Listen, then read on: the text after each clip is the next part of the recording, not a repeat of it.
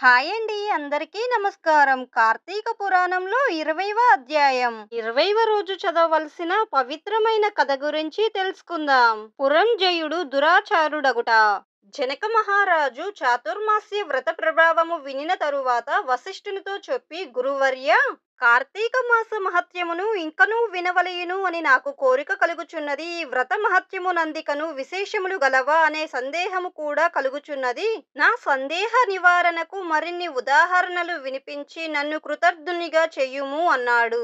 ఆ మాటలకు వశిష్ఠుల వారు మందహాసముతో స్పందించి, ఓ రాజా, కార్తీక మాస మహత్యము గురించి ఒక ప్రసంగము అగస్త్య మహాముని ఆత్రిమునికి జరిగినది. దానిని వివరించెదను, ఆలకించు అని ఆ కథా విధానమును వశిష్ఠులు ఇలా వివరించిరి. పూర్వ ఒక సమయమున అగస్త్య మహర్షి అత్రి మహర్షిని గాంచి పలికెను, ఓ అత్రి మహాముని, నీవు విష్ణువు అంశయందు పుట్టినావు. కార్తీక మాస మహత్యము నీకు సమగ్రముగా తెలియను, కావున దానిని నాకు వివరింపుము అని కోరెను. అప్పుడు అత్రి మహాముని సమాధానమిచ్చి పలికెను, కుంభసంభవ, నీవు అడిగిన ప్రశ్న వాసుదేవునికి ప్రీతికరముగా ఉన్నదే. కార్తీక మాసముతో సమానమగు మాసము, వేదములకు సమానమగు శాస్త్రము, ఆరోగ్య సంపదకు తగిన సంపద మరొకటి లేదు. అట్లానే శ్రీమన్నారాయణి కంటే వేరు దేవుడు లేడు. ఏ మనిషి అయినా కార్తీక మాసంలో నదిలో స్నానం చేసినా, శివకేశవుల ఆలయంలో దీపారాధన చేసినా, లేక దీపదానము చేసినా పొందిన ఫలితము అపారము. ఇందుకొక ఇతిహాసము వినుము.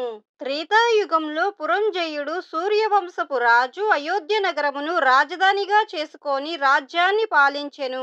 అతడు సమస్త శాస్త్రములు చదివి పట్టాభిషిక్తుడై న్యాయంగా రాజ్యపాలన చేసెను.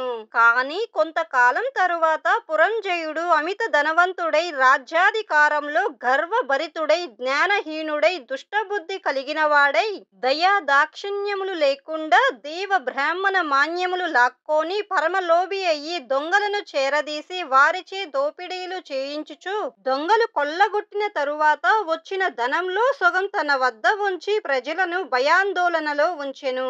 ఇటుల కొంతకాలం జరిగిన తరువాత అతని దోష్ట్యాలు నలుదిక్కులా వ్యాపించెను. ఈ వార్తను విన్న శత్రువులు కాంబోజరాజును నాయకునిగా చేసుకొని రథ గజ తురగ పదాతి సైన్య బలానివతులై రహస్యముగా వచ్చి నగరాన్ని ముట్టడి చెయ్యడానికి సిద్ధమయ్యారు.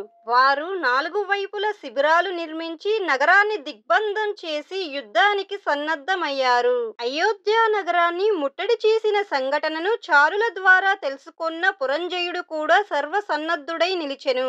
అయినా ఎదురువైపు వారికి వారధి బలివంతులుగా ఉండటం, తాను బలహీనంగా నుండుటయు విచారించి ఏమాత్రము భీతి చెందక శాస్త్ర సమన్వితమైన రథమెక్కి సైన్యాధిపతులను సంప్రదించి చతురంగ బల సహితమైన సైన్యాన్ని ఏర్పరచి యుద్ధ సన్నద్ధుడై శత్రుశక్తిని ఎదుర్కోవడానికి బేరి మ్రోగించి సింహనాదంలా గర్జింపజేసి మేఘముల్లా గొంతు పెంచి శత్రు సైన్యాలపై పడెను. ఇట్లు స్కాంద పురాణం తర్గత వశిష్ఠ ప్రోక్త కార్తీక మహత్యమందలి 20వ అధ్యాయము 20వ రోజు పారాయణము సమాప్తము.